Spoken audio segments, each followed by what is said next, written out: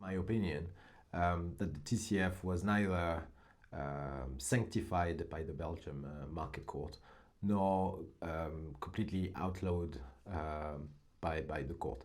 And so I think we've seen on LinkedIn, mostly on LinkedIn and press releases, two narratives that were sort of like opposing themselves, where on one side we could see a lot of activists saying that the TCF had been declared illegal, that it was a total win, that decision, and that the ad tech industry would have to reshape itself completely from scratch.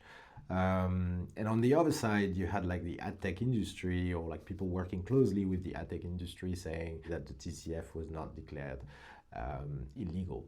I think the reality is a bit in between. It's not like a black or white. It's really more gray in this case. There's things that could potentially be improved to make the TCF even more robust from a compliance standpoint. But saying that it was illegal, it doesn't necessarily make any sense. It's a very long decision. It was 71 pages long. It's hard to read, to be honest. But the reality is, in the decision, we learn basically three things.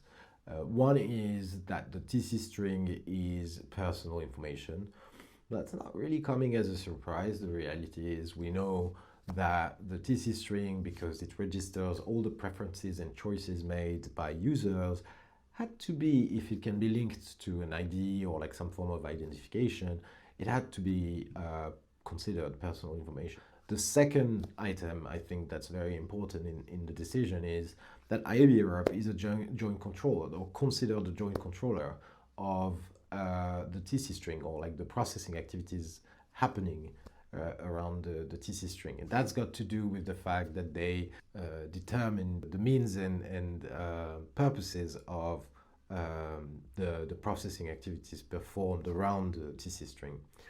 This one, I mean, it's debatable. There's people that could say, well, it doesn't make any sense. IAB Europe doesn't have access to the data. That's the court's decision. We can consider, I mean, it was reviewed. It was also the APD, so the Belgian Data Protection Authority, interpretation of the law. It had been reviewed through the one-stop shop mechanism by other data protection authorities. Let's say that it makes sense regarding the TCF in its previous version. The third item, I think, that's really relevant in this case is the fact that IAB Europe is not a joint controller when it comes to all the other activities that are being performed through the consent obtained via the TCF.